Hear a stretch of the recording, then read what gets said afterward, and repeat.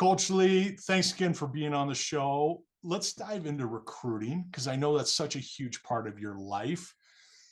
When you look at the conversations you have with families day in and day out, I'm still finding there's a ton of confusion about NAIA. Are you able to explain what the difference is between NCAA, D3, D2, D1, and NAIA? Do you have like an elevator speech that you give to explain it? Yeah, but I feel like ours is more easily defined because of what we do. Okay. So in the spring season and in the preseason, we make sure that we play Division II schools. We Yeah. play Drury, we play UCM, Rockhurst, Washburn, Pitt State, Missouri Southern, Yeah. anyone that you can think of within traveling distance we play. I would say, just from my experience, as long as I've been at CMU, we have some of the best Division II volleyball in our area that there is. Both the MIAA and the GLVC are packed with talent. Um, Kids see that. Our Springfield kids are at Drury's games. Are the kids the best kids in our region? Because my club is actually we have to compete in the Kansas City area. They know Washburn.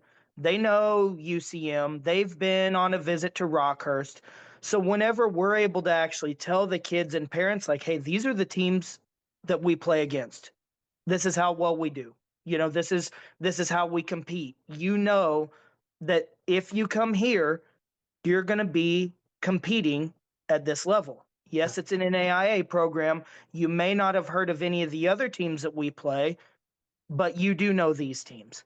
So I think that makes it easier for me. I would be interested to see what other coaches say when asked that question of, like, what is the difference between NAIA and, Division II? Because as long as I've been around and as many teams as we've played, I can say, that I would say the top 10 NAIA programs are going to be pretty similar to top 10 to maybe 10 to 15 on the Division II side. There's not a lot of difference.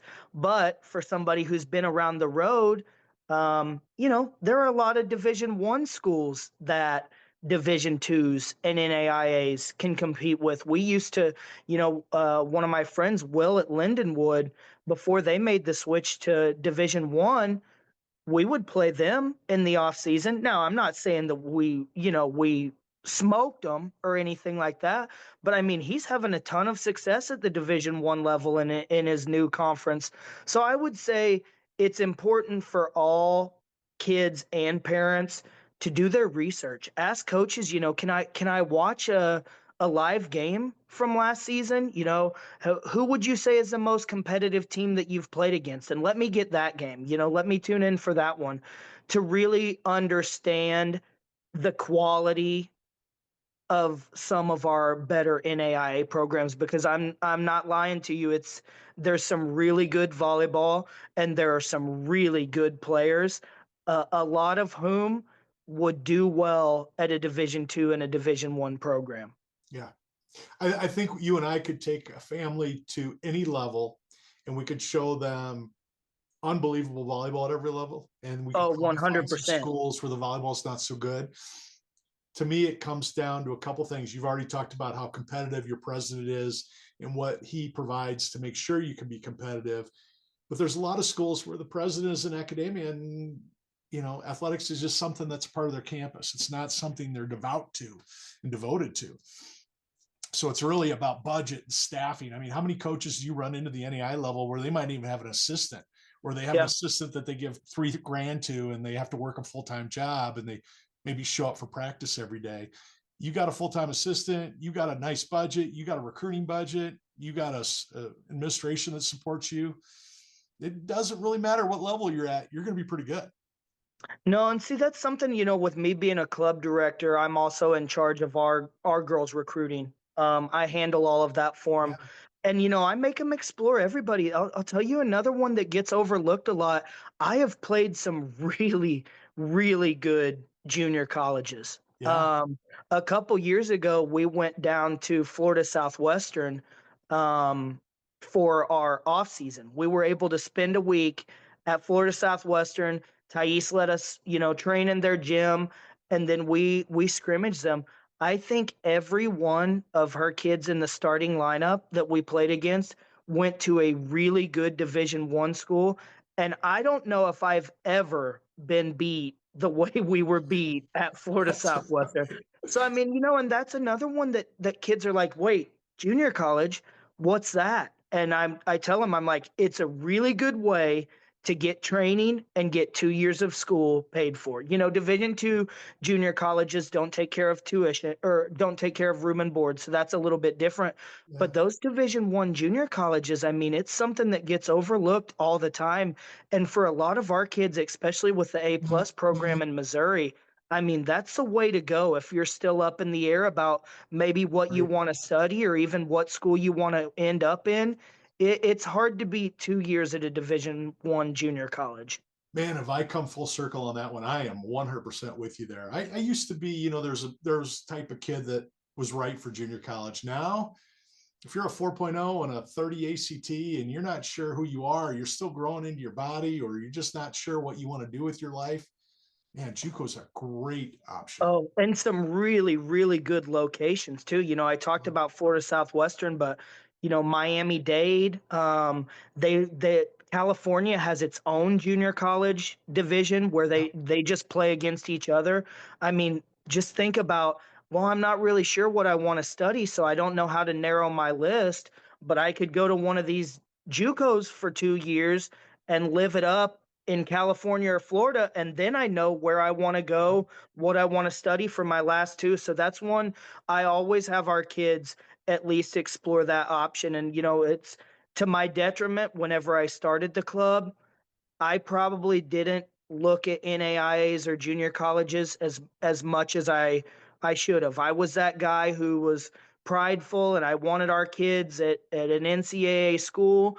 And we've actually, as small as our club is, we've had kids play at the Division I level. But I mean, now I take so much more pride in finding the right fit for my kids where they are going to stay and not call me 2 months in and say, "Hey, we made a bad mistake." There's so much more happiness that I get out of that than just saying, "Yep, we sent a kid Division I." At Yep. the end of the day, it's about the fit. It is 100%. I got a couple of books I'll send you to take a Oh, look for at. sure. What you think? Um, when you are talking to your families, when you're talking to parents about that recruiting journey in your club, because you're right, you have to be a master at both sides of this. Oh, I'm right. Yeah, I'm right in the center of it. What are some of the pieces of advice you give families just as a foundational when they're starting that journey? What do you want them to know? Do not pick based on a coach. That is the number one thing that I tell them because I'm like, look, you don't know if that coach is going to be there 10 more years. You don't know if they're going to be there your first semester. But also outside of that, if you have a career ending injury, what good was it in, deciding on your school based on you liked the coach? You have to choose based on what you want to do at the end of your college career. By graduation, you need to know you chose the right school because it set you up for the future. Not that you had 4 great years with a coach that you enjoyed hanging out with, but because after those 4 years, you are set up for your career or whatever it is that you want to do. Yeah. So that's always the main thing I tell them is you've got to choose the school.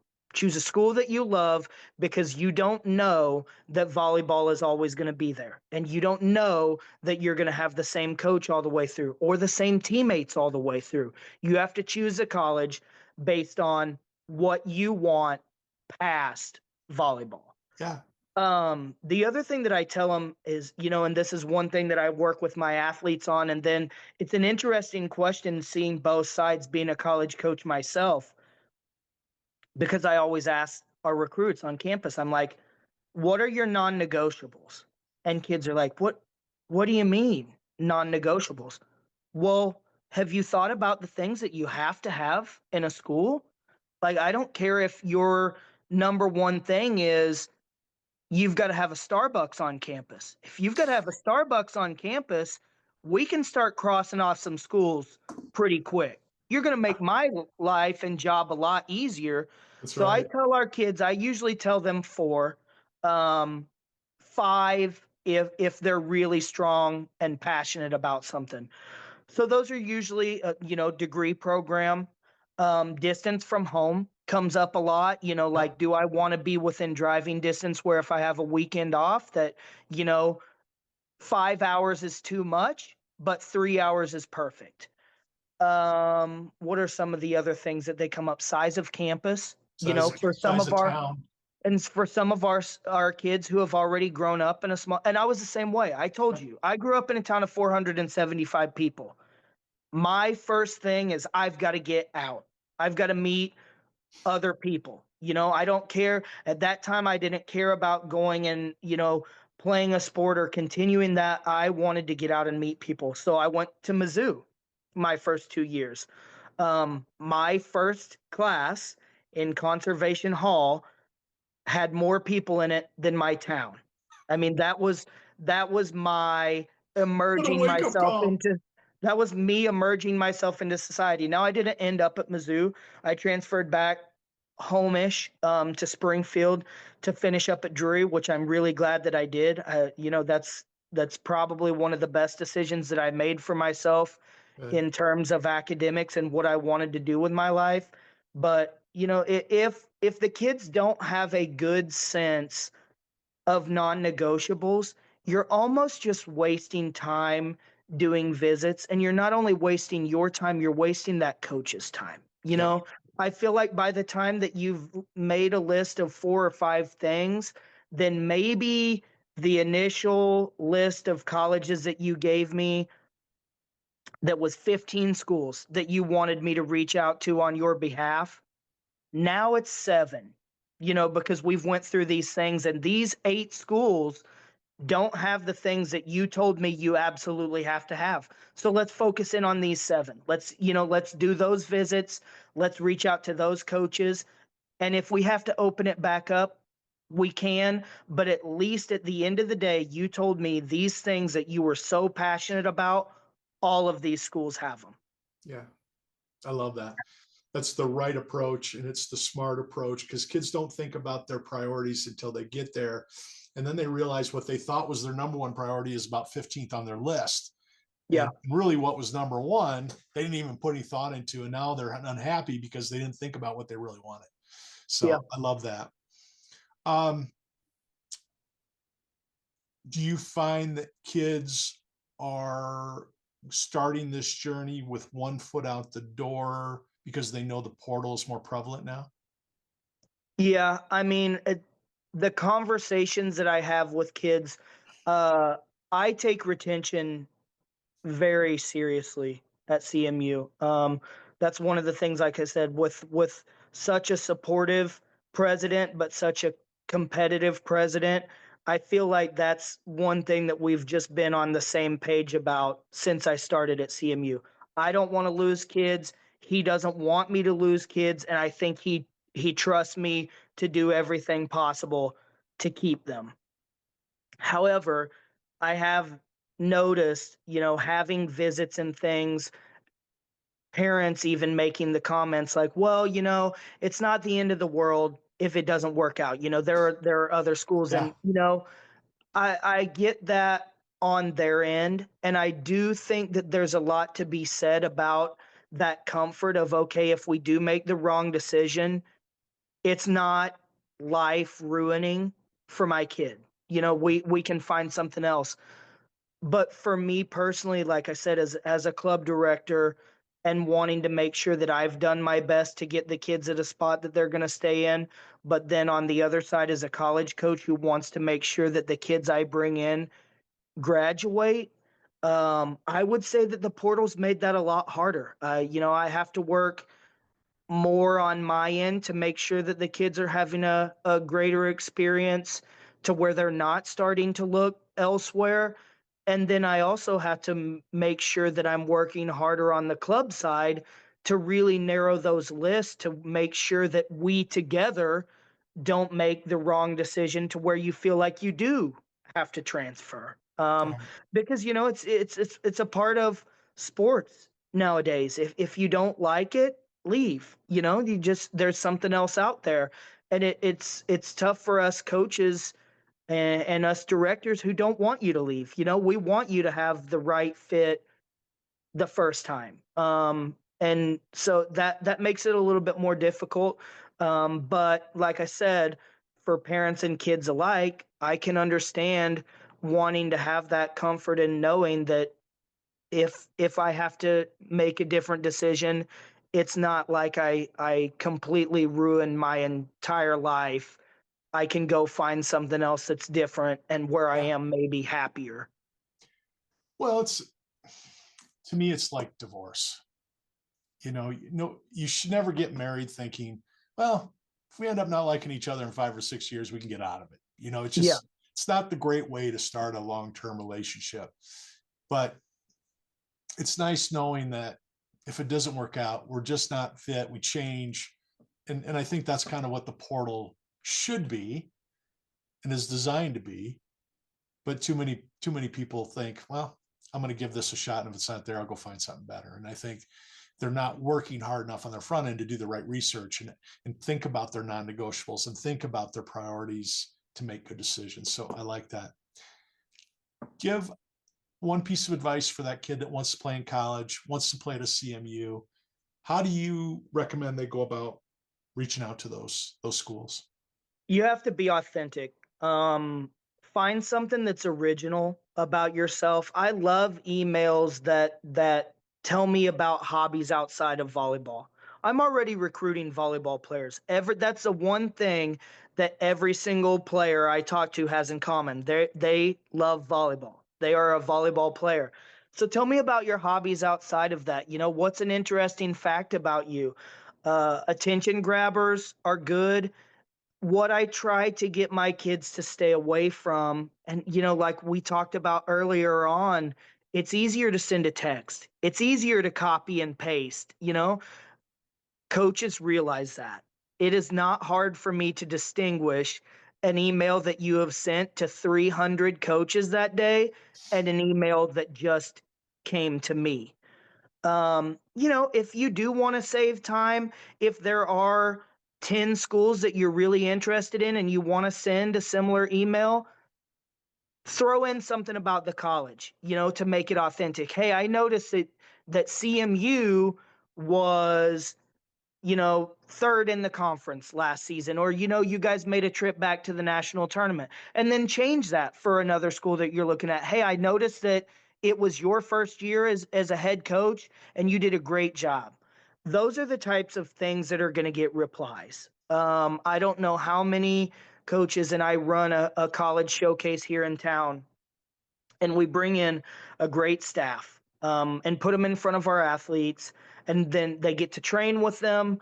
They get positional time, they get live play in front of the coaches, and at the very end we have a recruiting chat. And it comes up every single year that one of our coaches has got an email with the wrong name on it, or you forgot to change the school. Those emails go right to the trash, Yep. sometimes not even opened. If the subject line looks like you've sent it to everybody in the state of Missouri that day, you're probably not going to get a response. So I think just authentic originality. I love a good highlight video. We like creating them ourselves for our athletes. So good highlight videos with interesting music, or songs that I can vibe out to, songs that I know. I think that helps as well. But yeah, I think just making yourself original, finding a way for you to stand out on top of the hundreds of other emails we got that day. Little Alanis Morissette, maybe. Yeah, for sure. That throw in some ironic. It might not go with what's going on in the volleyball game, but at least I'll be jamming out while That's watching right. your I mean, video. if you're not listening to this podcast, you don't know how to get Coach excited about I it. know, Talk right? about a Just connection, you right? got to put a good song in your highlight video. It's funny, we used to joke about that because my old assistant would do highlight videos for all of our girls, and the number of coaches that were like, "Hey, I watched so and so's highlights, like that song was fire." I'm like, "That's what he does. That's what he's good at. He loves doing it." Yeah, He did our hype videos at CMU, and now he still does hype videos at Johnson County. But you can't go wrong with a good song. that's right. You can't. Um, Piece of advice for a parent that's going through this journey. Stay out of it. That's another thing that the coaches that come to our showcase, they're like, if I get an email from your parent, it's deleted. Like the kids have to be independent. So I think even outside of that, being okay with letting your kids experience this journey. It's their decision. It's not yours. That's the same thing I tell my club parents every year. You're a supporter. You're not the coach. You should be in the stands supporting every single girl like they were your daughter. That's your job during club season.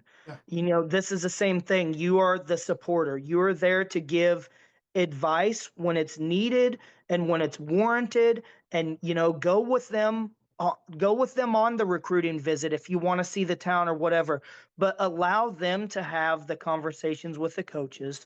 A lot of our kids, which I'm a no nonsense kind of guy. Our club kids, our parents, my CMU kids, they know what they're getting from me. I don't sugarcoat stuff. So I mean, most of our parents know it's probably not a good idea for you to watch the tryout. We don't. The last thing that our kids need to be worrying about is the faces that you're making in the stands when they're already nervous. They're in front of a college coach. So I just think they should facilitate the process, give information, like I said, whenever it's needed or when it's warranted. But it really, for it to be the 100% perfect fit, it has to be the kid's decision. There can't be any outside influence. And that's why I tell a lot of our club girls, we'll have girls who finish 18's year that are like, well, we really want to come to CMU. We've been around you. We know you're sick. And I'm like, go do other visits. Well, yep, after you've done 2 visits, after you've done 3 visits, then you can talk to me. yep. We'll bring you in and see. But you are not coming to CMU because you know me. That's That's just right. not happen. It's not happening. So I think all of us, me and parents both, we just need to facilitate the process. Let the kids take ownership. They're the ones who Yeah, are going to spend the next 4, however many years of their life, depending on their degree program. They need to make this decision. it's awesome. It's great advice.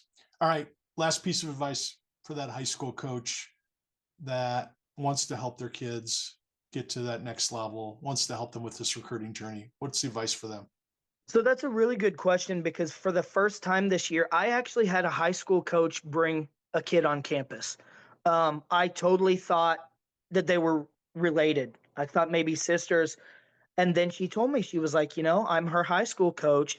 I am just really wanting to open it up for some of our girls to get to play at the next level. We haven't had that in the past. I haven't had luck getting them out. So I'm going on these visits to not only help, but to build relationships with these Good, coaches. And I good was for like, her. oh my gosh, like Love you that. are exactly the type of person that these kids need in their life because you're not doing it for your own glory to say that I've sent so and so to college. You are so invested that you took a day out of your life and drove them up for nothing else to build a relationship with me and see what I'm about.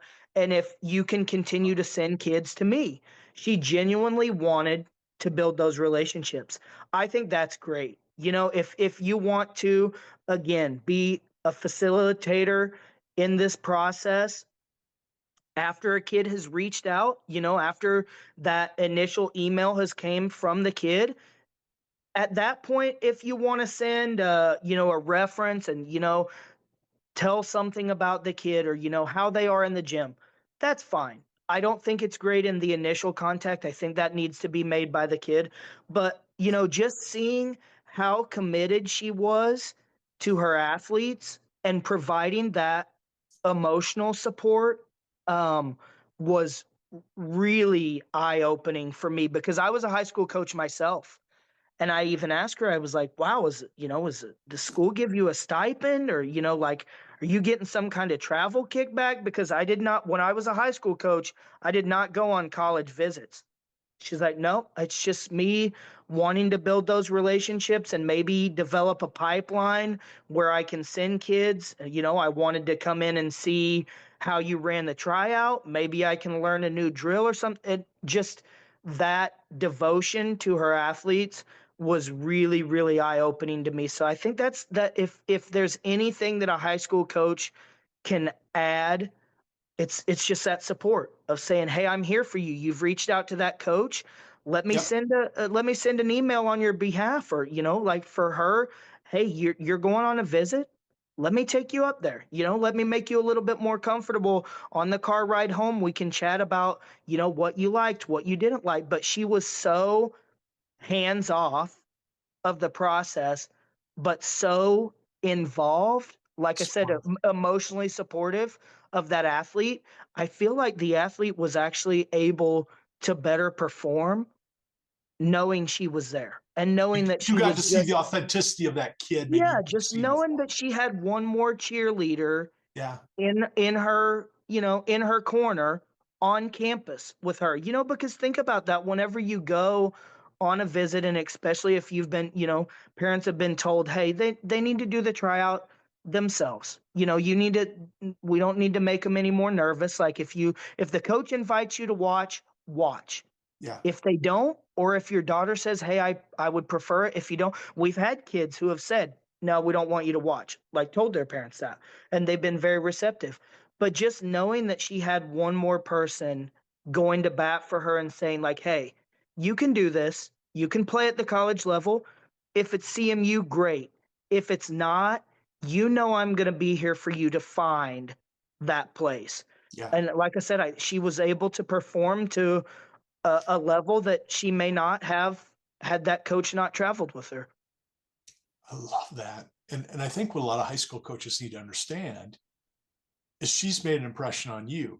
And Oh, there's been so many I years, was blown away, there's been blown so away. many, you could probably relate to this. I've had so many years where I knew I was going to lose a really great assistant to go be a head coach or something like that. And I just dreaded finding another assistant coach, because how are you going to find somebody that's as good as that last person?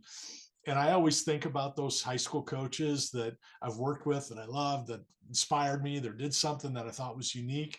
So just having those relationships is such a big deal for high school coaches and reaching out to college coaches. And I'm like this way now, and I've reached out to you.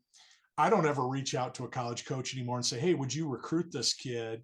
I always say, I want some feedback on this kid. Yeah, like, well, yeah, and I, that's the importance of building relationships, yeah, like, and maybe that college coach that you've built a relationship with can tell you what level they that's see right. them at if it's not them. So, but I do feel like and we talked about it before with the team culture and everything. It's just those authentic relationships.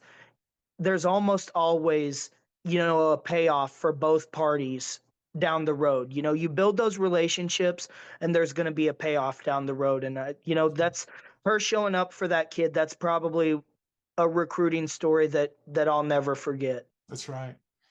Coach, you are so friggin' awesome. I love you, man. I'm so impressed with you.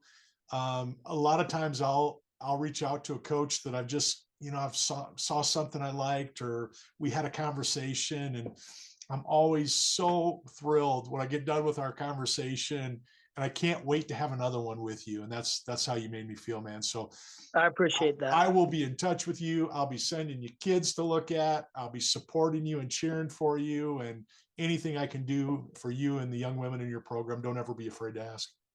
Yep. 100%. Same thing. Thanks, Coach. Yep. Have a good one.